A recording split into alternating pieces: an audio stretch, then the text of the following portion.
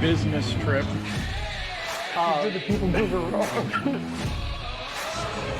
It does tingle a little bit.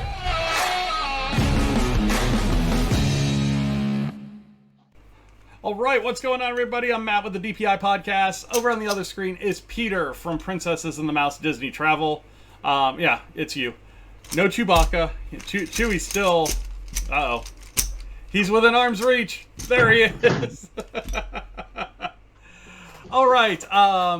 DPI top 3. If you haven't been here before, we are going to pull a chip out of this bag. We've got a corresponding spreadsheet. We are going to give you our top 3 items for that number that's pulled. If you have been here before, thank you. Thanks for coming back. Obviously, we did something right, so hopefully you enjoy this show. And if you have your top 3, put it in the comments, put it in the chat, put it wherever. Let us know what your top 3 are for this category. So this week, we are going to be doing chip number... And hopefully it's not one we've done in the last couple of weeks, because I know that we've done that one. Because I haven't updated it in a while. Chip number 8. I think you only actually have 4 poker chips in the bag. You say that. It was a joke. Look at this guy. Jeez. All right, now I got to put them all back. All right. We got number 8. We remember the number. Number 8. Number 8. Number 8 is going to be... I have a filling piece of paper. Okay. Top 3 restaurants that you get the best bang for your buck.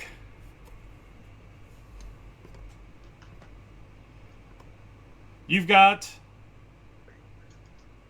30 seconds. Do you want to go to Disney? Contact me at Princesses of the Mouse Travel, and I'd love to work with you on your amazing itineraries.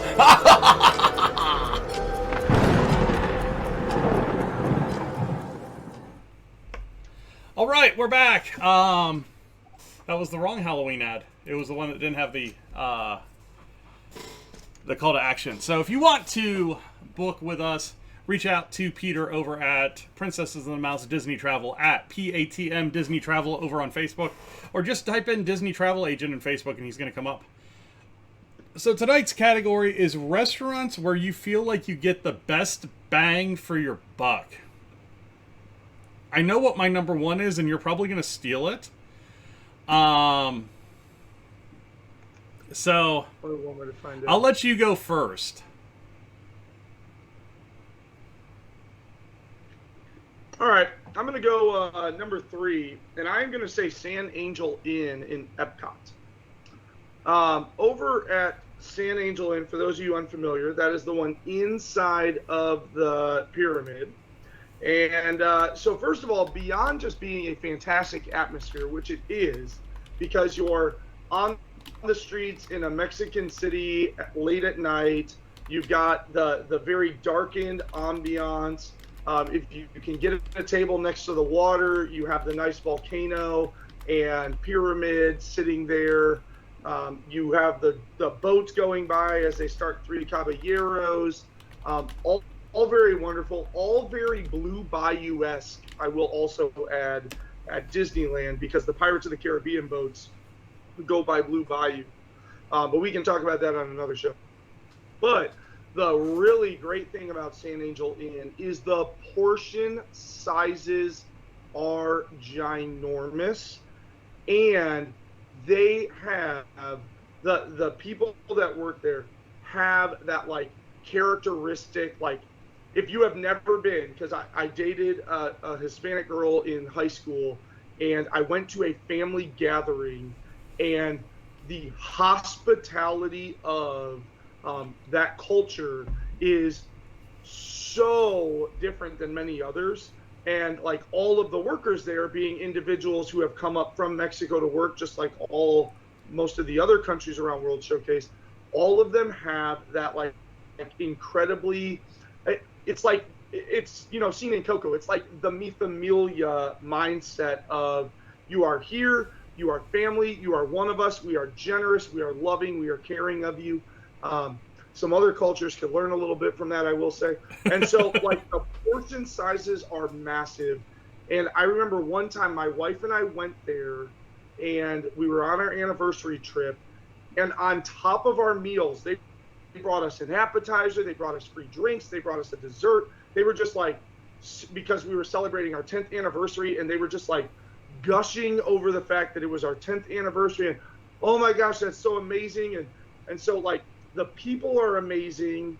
They're so incredibly caring and warm. You feel like you're part of the family, and the portion sizes are huge for what you get for the amount of money that you spend. So that was very long and drawn out, and also brought in personal history along with cultural awareness. But San Angel Inn is a hidden gem where you get a lot of bang for your buck, in my opinion. All right, I feel like this episode is gonna spend a lot of time in Epcot. You might be right. Because I do have another park. I'm gonna go to 2 other parks with my other 2 guys. Okay, because I'm gonna start out in Epcot as well, and I'm gonna go with Tutto Italia.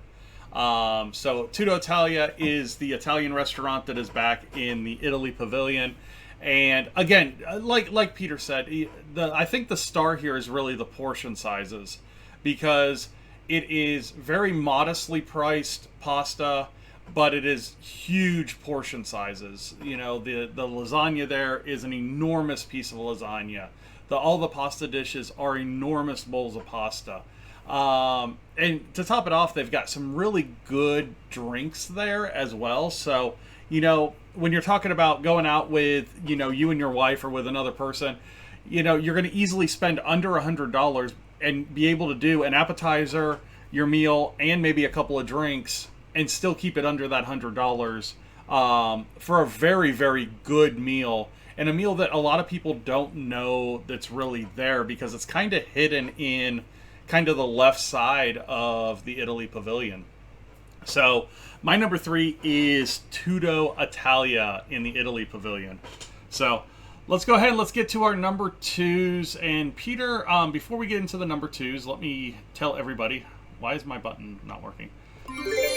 Where they can submit their top 3 categories, and you can go over to the webpage at patmdisneytravel.wixsite.com/planning, and you can give us your ideas for a top 3 category. If you don't want to put in all that effort, you can do it in the chat. You can do it over on Twitter. You can do it anywhere. Just let us know who you are and what you want us to give a top 3 of. So, Peter, what is your number 2 restaurant with the best bang for its buck? So I think I was in between my number 2, because my number 1's kind of locked. My number 2, I'm going to actually go for breakfast, and I'm going to go to Trattoria El Forno. Okay. Right? Like, their portion sizes are so ridiculously good, and all of their menu items are, like, very reasonable, like $13 to $17 range. Yeah. And their portion sizes are fantastic. Even when it was a character meal, and if the character meal comes back, and it jumps back up to around $30 to $40 a person, it is still worth it. Like, I would pay $40 a person just for the portion size that I receive. And Rapunzel and Ariel and Eric and Flynn are just like icing on the cake, because out there on the boardwalk, it's technically a boardwalk-in restaurant, but Trattoria El Forno, right now especially, because it is no longer the adventurer's breakfast, but even if it comes back, the food is still worth the money by far. But, like, for example, I get the breakfast pizza, which back when the adventurer's breakfast there was a breakfast calzone, and the breakfast pizza is just straight up that calzone, not rolled over. And so I just asked for the sauce, the dipping sauce that they used to give with the calzone. And that breakfast pizza is so good. And I think it's like $16 or $17 on the menu. And it is so full and so hearty. And oh my gosh, I mean, it just fills you up for your day. So I am going to go, while Matt deals with his technical difficulties apparently, I am going to go with Trattoria El Forno just to get a breakfast place on this menu. You want bang for your buck for breakfast. book a Trattoria El Forno. You will not be disappointed. Yeah, and like you may have trouble traveling there, but you won't be disappointed once you get there. yeah, like I said, you were gonna steal my number one. Trattoria El Forno is my number one bang for your buck restaurant. Oh, was it? Yeah. I could have Far and away. waved off to somewhere else. Yeah, far and away my number one bang for your buck. But my number two, I'll stick with breakfast, and I'm actually going to go over to a quick service restaurant. I'm going to go to Gaston's Tavern. Oh, that is a good bang for your buck. Yeah, I mean, and you're talking about a $6 cinnamon roll that it's as big as this Millennium Falcon. It's like it's 2/3 of a head. Like, yeah, it's like yay big. Yeah, our family, if we're just running into the park, our family can split two of them and be happy. Be happy for hours. Yeah. And if we really want to just sit there and enjoy like the Dapper Dans and the welcome show on the castle and all that kind of stuff, we'll each get one and we'll sit there for 45 minutes and enjoy it and with our Starbucks and have a great meal out of it. You know, once you get to other things on that menu, though, there aren't a lot of really good values, I don't feel like. But the cinnamon roll there is one of the best value items across the board at any restaurant, probably at any of the parks that we've ever been to. So, yeah. So my number two is going to be Gaston's Tavern, but specifically the cinnamon roll at Gaston's Tavern. So, all right. Let's get over to our number ones. And Peter, before we get to our number ones, where can people find you? Well, Matt said it on the earlier part of the episode, but I know that we post these in parts. Just search Princess and the Mouse on Facebook, or even just type in Disney Travel Agent. I should be one of the top hits. You can also find me on the scrolling little ticker right there with our Wix site, where you can click on the ability to kind of like send me a form with some information. That form is wonderful because it lets you answer many of the questions that I'm going to start asking you if you Facebook message me, but Facebook Messenger is perfectly fine as well. I'm happy to start asking you the questions there. So would really love, 2024 is really getting going full swing. More and more people are contacting me. So right now is a great time to lock in your spring break, summer, or fall break plans. Even as late as Christmas of next year, I have booked a couple of those as well. So that is where you can find me. There you go. My number one. Drum roll.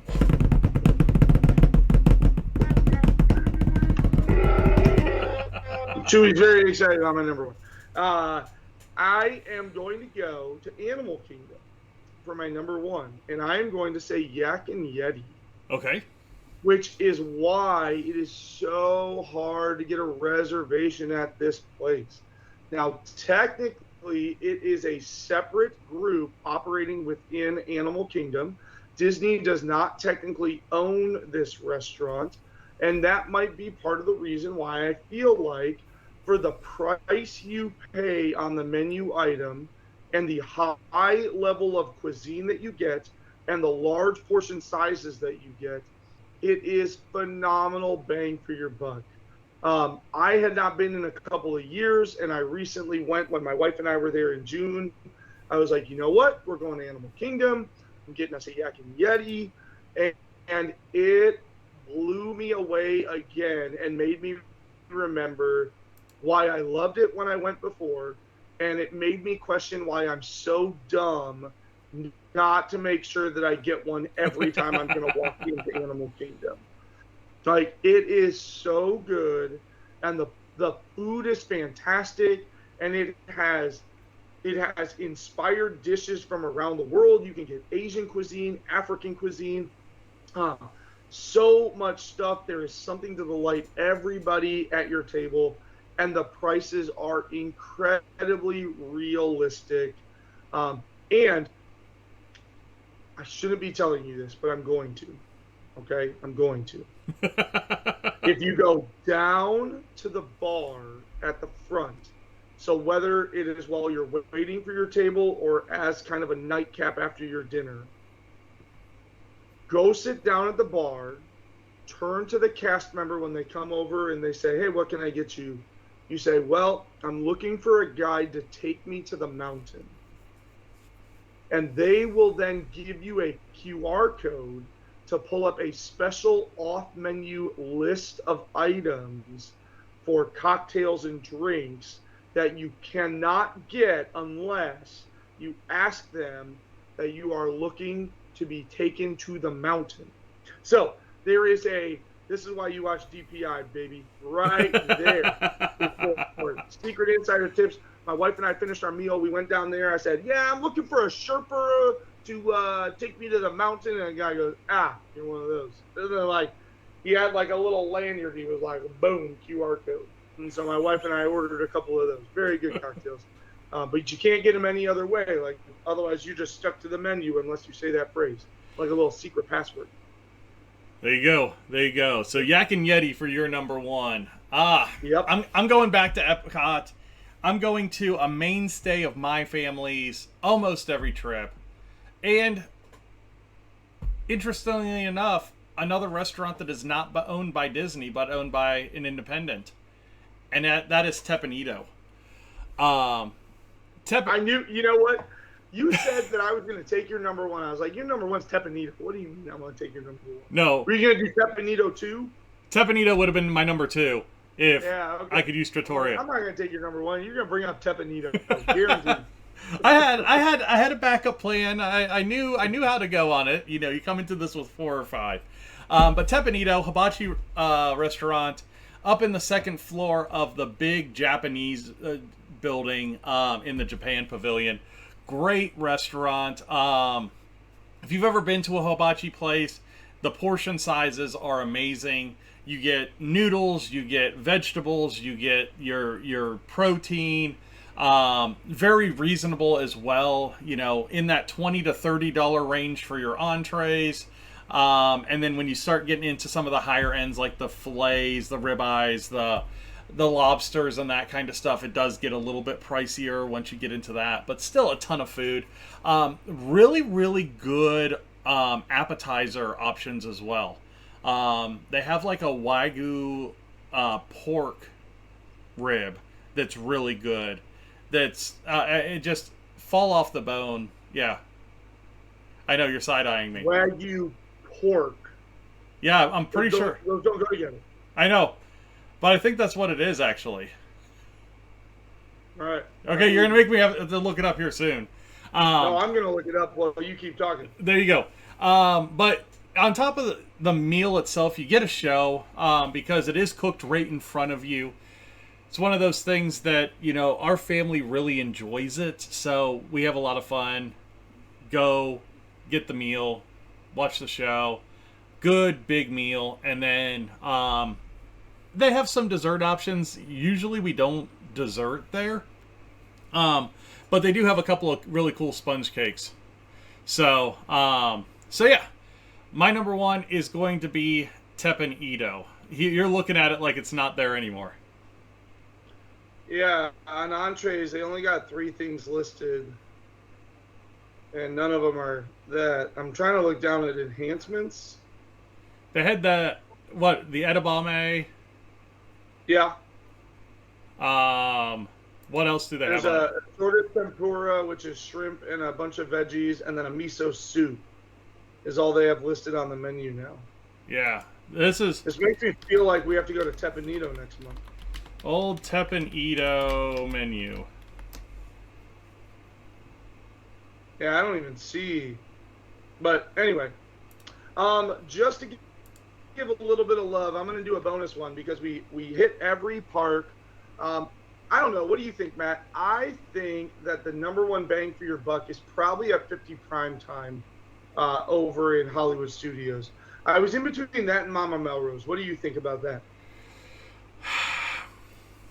Mama Melrose is the obvious answer, but you also threw in Tutto Italia, and I think Tutto Italia's portion sizes are a wee bit bigger for very similar price points. Yeah. So I didn't want to throw another Italian, but I think 50's Prime Time is the best bang for your buck. Huge portion sizes, good home cooking. You're gonna find fried chicken, meatloaf, mashed potatoes, corn, all sorts of good stuff. I think that would be my number one in Hollywood Studios, just so every park gets some love. Okay. Yeah, I mean, I don't know. yeah. What do you think? Because I love Brown Derby, but it's definitely not best bang for your buck. No. You're paying You pay a premium for Brown Derby. Right. You pay. I mean, and you don't get really good portion sizes with Sci-Fi. You know. Yeah, and Sci-Fi is like, ooh, I'm paying $26 for a burger and some fries. Yeah. It's the environment I'm paying for. Now they're good burgers; they're worth $25, $26, but you're paying for the cool uniqueness of the environment. But when you think about, you could go to the Edison and get a better burger for $10 less too. I mean. Well, hold on. We didn't even bring up Disney Springs. I was just trying to stick in and around the parks. Yeah, Disney Springs opens up a whole new can of worms. Yeah, We should make some ribs. Disney Springs specific categories. Okay, so the Waifu ribs, they are sake, soy sauce, ginger braised pork ribs. Waifu. There we go. Waifu, not Wagyu. Wait, they're not on there anymore. They're not on there anymore. What a shame. Yeah. So, yeah, Well, I we mean, figured when it you out.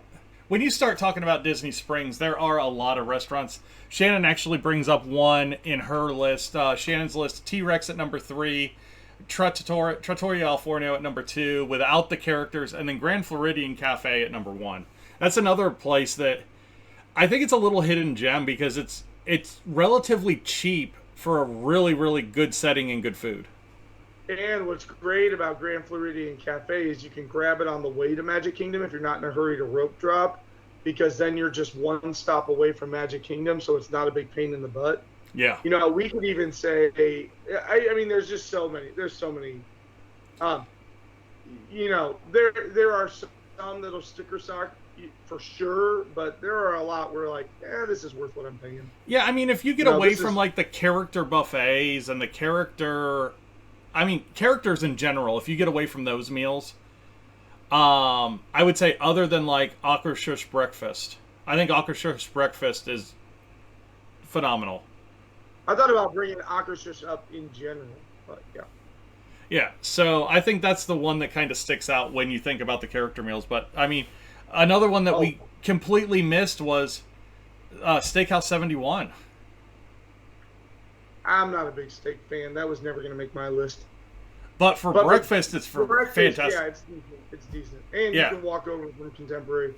Yeah, exactly. So, no, there's a lot of them. And I think when you think about how much a lot of people spend on food at Disney, there are a lot of ways to save money and get yourself into prime positions to have successful days by utilizing some of these lesser known restaurants and not just going to Chef Mickey's or, to Cali Grill or to, I say Ohana, but Ohana's got a fantastic breakfast. It does. And when the characters weren't there during the comeback from COVID, like I went to Polynesian for a night when I did a quick little 2-day trip, and I went to Polynesian, and I was like shocked when the bill came because they were only charging like $20-something for their breakfast, and I'm like, this is the same breakfast without the characters.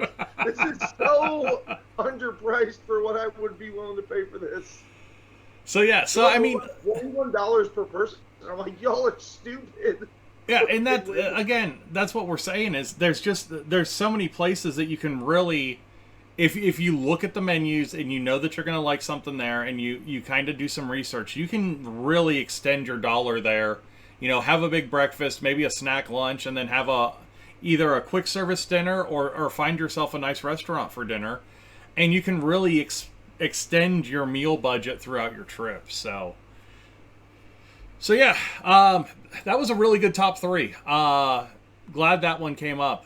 Again, if you're looking for us on social media accounts, Facebook and Twitter are going to be the best places to find us. DPI Podcast for the podcast, at PATM Disney Travel for the travel side, and then over on Twitter, it is, or X, or whatever you want to call it. I got to change my little logo now. At Disney Insights. All right. Thank you, everybody, for watching tonight. If you guys do have any questions, want to reach out to us, you can do it in the chat, you can do it in any of the comments, or you can reach out directly on one of the social media accounts. You guys all have a wonderful evening, and we will talk to you again next Tuesday. Bye now.